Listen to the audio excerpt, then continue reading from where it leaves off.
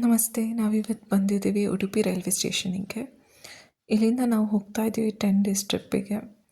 So ಟ್ರೈನಿಗೆ ಕಾಯ್ತಾ ಇದ್ವಿ. ಸೊ ನಾನು ಎಲ್ಲಿ ಹೋಗ್ತಾ ಇದ್ದೀವಿ ಅಂತ ಅದ್ರದ್ದು ಚಿಕ್ಕ ಡೀಟೇಲ್ ಕೊಟ್ಬಿಡ್ತೀನಿ. ನಾವು ಇಲ್ಲಿ ಉಡುಪಿಯಿಂದ ಹೋಗ್ತಾ ಇದ್ದೀವಿ ಮುಂಬೈ, ವಡೋದರಾ, ಗುಜರಾತ್, ರಾಜಸ್ಥಾನ ದಾಟ್ಕೊಂಡು ಕೋಟ ಎಲ್ಲ ದಾಟ್ಕೊಂಡು ಫಸ್ಟ್ ಮಥುರಕ್ಕೆ, ಆಮೇಲೆ ಮಥುರಾ ನೋಡಿಕೊಂಡು ಮಥುರಾ ವೃಂದಾವನ ಎಲ್ಲ ನೋಡಿಕೊಂಡು ಆಗ್ರಾದಿಂದ ನಾವು ಹೋಗ್ತಾ ಇದ್ದೀವಿ ನ್ಯೂ ಡೆಲ್ಲಿಗೆ, ಡೆಲ್ಲಿ ನೋಡಿಕೊಂಡು ಆಮೇಲೆ ಅಮೃತ್ಸರ್ ಪಂಜಾಬ್ ವಾಘಾ ಬಾರ್ಡ್ರ್, ಆಮೇಲೆ ಲಾಸ್ಟಿಗೆ ಜಮ್ಮಿಗೆ ಹೋಗಿ ವಾಪಸ್ ನಾವು ಉಡುಪಿಗೆ ಬರ್ತಾ ಇದ್ದೀವಿ.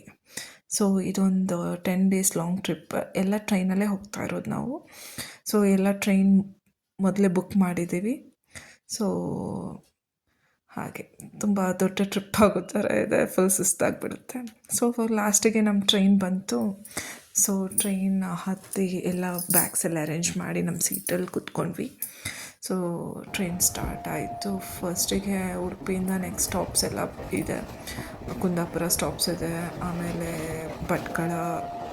ಭಟ್ಕಳದಲ್ಲಿ ಮುರುಡೇಶ್ವರ ಸ್ಟಾಪ್ಸ್ ಎಲ್ಲ ಇತ್ತು, ಆಮೇಲೆ ಹೊನ್ನಾವರ ಸ್ಟಾಪ್ ಬರ್ತಾಯಿತ್ತು.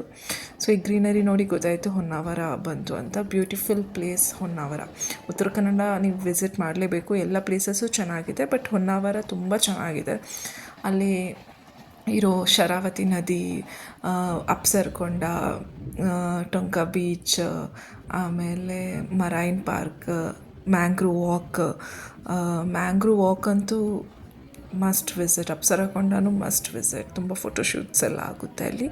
ನೀವು ಉತ್ತರ ಕನ್ನಡ ಹೋದರೆ ಹೊನ್ನಾವರಕ್ಕೆ ಹೋಗಿ.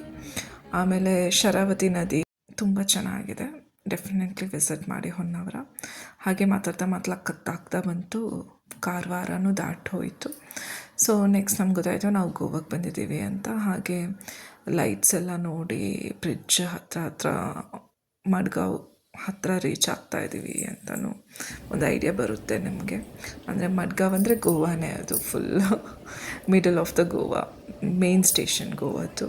ಸೊ ಹಾಗೆ ಮತ್ತು ಊಟ ಮಾಡಿ ಎಲ್ಲ ಮನೆಯಿಂದನೇ ಫುಡ್ ತೊಗೊಂಡು ಬನ್ನಿ. ಯಾಕಂದರೆ ನಾವು ಲಾಂಗ್ ಟ್ರಿಪ್ಸ್ ಹೋದಾಗ ಯಾವತ್ತೂ ಟ್ರೈನ್ ಫುಡ್ ಪ್ರಿಫರ್ ಮಾಡಲ್ಲ. ಆಬ್ವಿಯಸ್ಲಿ ಈಗ ಎಗ್ ಬಿರಿಯಾನಿ ಅವ್ರು ಕೊಟ್ಟರೆ ಸಂಜೆ ಉಳಿದ್ರೆ ಎಗ್ಗನ್ನು ಟ್ಯಾಪ್ ವಾಟ್ರಲ್ಲಿ ವಾಶ್ ಮಾಡಿ ನೆಕ್ಸ್ಟ್ ಡೇ ಅದೇ ಎಗ್ಗನ್ನು ಹಾಕಿ ಪುನಃ ಎಗ್ ಬಿರಿಯಾನಿ ಅಂತ ಕೊಡ್ತಾರೆ. ಸೊ ಅದಕ್ಕೆ ನಾವೇ ಪ್ರಿಪೇರ್ ಮಾಡ್ಕೊಂಡು ಬಂದಿದ್ವಿ. ನೀವು ಆಲ್ಮೋಸ್ಟ್ ಏನೂ ಆಪ್ಷನ್ಸ್ ಇಲ್ಲದಿದ್ದರೆ ನಾವು ಪ್ರಿಫರ್ ಮಾಡ್ಬೋದು. ಚಪಾತಿ ಏನು 1.5 ಡೇ 2 ಡೇಗೆ ಹಾಳಾಗಲ್ಲ. ಸೊ ಚಪಾತಿನೇ ತಗೊಳ್ಳಿ. ನೆಕ್ಸ್ಟ್ ಡೇ ಮಾರ್ನಿಂಗ್ ಆಗಿ ಎಲ್ಲ ನಾವು ಬ್ರೇಕ್ಫಾಸ್ಟ್ ಮಾಡಿದ ನಂತರ ಒಂದು ಮಧ್ಯಾಹ್ನ ಹೊತ್ತಿಗೆ ನಾವು ಕೋಟ ರೀಚ್ ಆದ್ವಿ. ಸೊ ಕೋಟ ರೀಚ್ ಆದಾಗಿ ಇದು ಕೋಟದ್ದು ಫೇಮಸ್ ರಿವರ್ ಚಂಬಲ್ ರಿವರ್ ಅಂತ. ಆಮೇಲೆ ಕೋಟ ಫೇಮಸ್ ಗೊತ್ತಲ್ಲ ನಿಮಗೆಲ್ರಿಗೂ. ನೀಟ್ JEE ಕೋಚಿಂಗಿಗೆ ಲಕ್ಷಾಂತರ ಮಕ್ಕಳು ಬರ್ತಾರೆ ಅಲ್ಲಿ ಕೋಚಿಂಗ್ ತೊಗೊಳ್ಳೋಕ್ಕೆ. ಅಲ್ಲಿಂದ ನೀಟ್ ಎಕ್ಸಾಮ್, JEE ಎಕ್ಸಾಮ್ಸಿಗೆಲ್ಲ ತುಂಬ ಜನ ಸೆಲೆಕ್ಟ್ IAS IPS ಕೋಚಿಂಗೂ ಇದೆ ಕೋಟದ ನಂತರ ಜಸ್ಟ್ 2 ಸ್ಟೇಷನ್ ಆದಮೇಲೆ ಮಥುರಾ ಜಂಕ್ಷನ್. ಸೊ ನಾವು ಪ್ಯಾಕ್ ಮಾಡೋಕ್ಕೆ ಅಂದರೆ ಸ್ವಲ್ಪ ಬಿಡಿಸಿಟ್ಟಿದ್ವಿ ನಮ್ಮದು ಥಿಂಗ್ಸನ್ನೆಲ್ಲ, ಅದನ್ನು ಸ್ವಲ್ಪ ಪ್ಯಾಕ್ ಮಾಡಿ ಎಲ್ಲ ರೆಡಿ ಆಗಿದ್ವಿ. ಮಥುರಾ ರೈಲ್ವೆ ಸ್ಟೇಷನ್ ಪರವಾಗಿಲ್ಲ, ನೀವಲ್ಲೂ ಅಂದರೆ ಡೀಸೆಂಟಾಗಿದೆ, ಬಟ್ ಅಷ್ಟೇನು ಚೆನ್ನಾಗಿದೆ ಅಂತಲೂ ಹೇಳೋಕ್ಕಾಗಲ್ಲ. ಸೊ ಅಲ್ಲಿ ಹೊರಗಡೆ ಬಂದ ತಕ್ಷಣ ನಿಮಗೆ ಆಟೋಸ್ ಬೇಕಾದಷ್ಟು ಸಿಗುತ್ತೆ. ವೃಂದಾವನ ಹೋಗೋದಾದರೆ ವೃಂದಾವನಕ್ಕೆ ಹೋಗೋ ಆಟೋ ಇದೆ. ಮಥುರಾ ಆದರೆ ಮಥುರಾ. ನಾವು ಮಥುರಾದಲ್ಲಿ ಸ್ಟೇ ಮಾಡ್ತಾಯಿದ್ದೀವಿ ಇವತ್ತು. ನೆಕ್ಸ್ಟ್ ಡೇ ಫುಲ್ ಮಥುರಾ ನೋಡ್ಕೊಂಡು ಆಮೇಲೆ ವೃಂದಾವನ ಹೋಗ್ಬೇಕಂತ ಇದ್ದೀವಿ.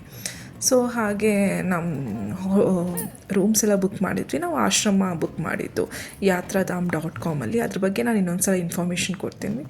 ಸೊ ನೆಕ್ಸ್ಟ್ ನಾಳೆ ಎಲ್ಲಿಗೆಲ್ಲ ಹೋಗ್ತೀವಿ ಅಂತ ನಾಳೆ ವ್ಲಾಗಲ್ಲಿ ಹೇಳ್ತೀನಿ. ಬಾಯ್, ಟೇಕ್ ಕೇರ್.